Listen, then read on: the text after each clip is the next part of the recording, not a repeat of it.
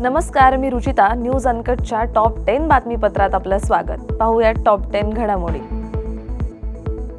दिवंगत चित्रकार MF हुसेन यांची वादग्रस्त चित्रे प्रदर्शनात मांडणारी दिल्ली आर्ट गॅलरी आणि या गॅलरीच्या संचालकांविरोधात पतियाळा हाऊस न्यायालयाने समन्स बजावत म्हणणे सादर करण्यास सांगितलंय.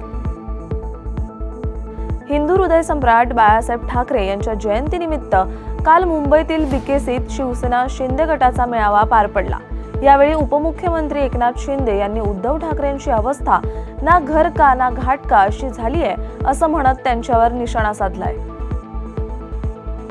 मांजरी येथील वसंतदादा शुगर इन्स्टिट्यूटच्या 48व्या वार्षिक सभेच्या निमित्ताने संस्थेचे अध्यक्ष खासदार शरद पवार आणि उपमुख्यमंत्री अजित पवार हे दोघे नेते 1.5 वर्षानंतर एकत्र आले.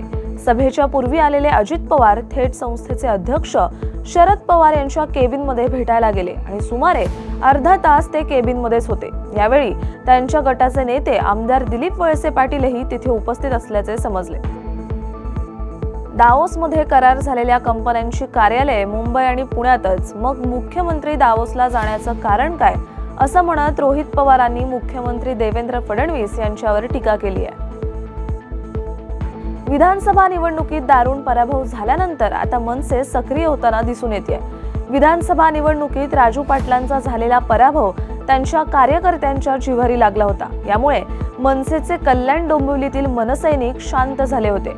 मात्र नुकत्याच झालेल्या मनसेच्या बैठकीत माजी आमदार राजू पाटील यांनी पदाधिकाऱ्यांना पालिका निवडणुकीसंदर्भात कानमंत्र दिलाय. यावेळी अधिकारी ऐकत नसतील तर बिनधास्त ठोकून काढा असा वादग्रस्त सल्ला देखील त्यांनी यावेळी दिलाय.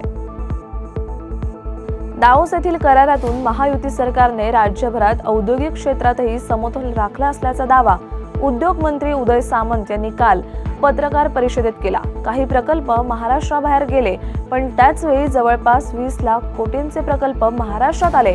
याबद्दल विरोधकांनी सकारात्मकता दाखवायला हवी. तुम्ही तुमच्या काळात जे उद्योग केले ते निस्तरण्यात महाराष्ट्र मागे गेला असा टोलाही सामंत यांनी विरोधकांना लगावला. कोल्हापूरमध्ये घेतलेल्या पत्रकार परिषदेत राष्ट्रवादी काँग्रेस शरदचंद्र पवार पक्षाचे सर्वेसर्वा शरद पवार यांनी उदय सामंतांच्या वक्तव्यावर प्रतिक्रिया दिली आहे. उदय सामंत वारंवार सांगतायत की काही लोक संपर्कात आहेत, मी वाट बघतोय कोण कोण कधी जातंय असं म्हणत सामंतांवर त्यांनी निशाणा साधलाय.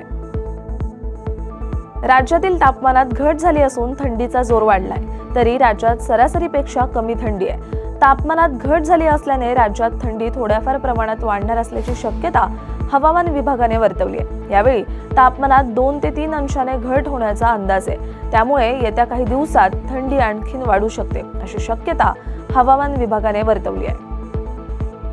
अयोध्येतील प्रभू श्रीराम मंदिराच्या लोकार्पण वर्षपूर्तीचे औचित्य साधत आजपासून मिशन अयोध्या प्रदर्शित होतोय.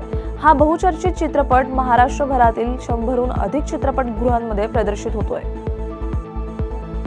रणजी ट्रॉफी सामन्याच्या दुसऱ्या फेरीत केरळ विरुद्ध खेळताना व्यंकटेश अय्यरच्या पायाला दुखापत झाली आहे. IPL 2025 साठी कोलकाता संघाने 23.75 कोटी रुपये खर्चून व्यंकटेश अय्यरला संघात सामील केलं होतं. परंतु त्याच्या पायाला दुखापत झाल्याने IPL सुरू होण्यापूर्वीच कोलकाता नाईट रायडर्स संघाला मोठा धक्का बसलाय. या बातमीसह टॉप 10 मध्ये इथेच थांबूयात. पाहत रहा न्यूज अनकट.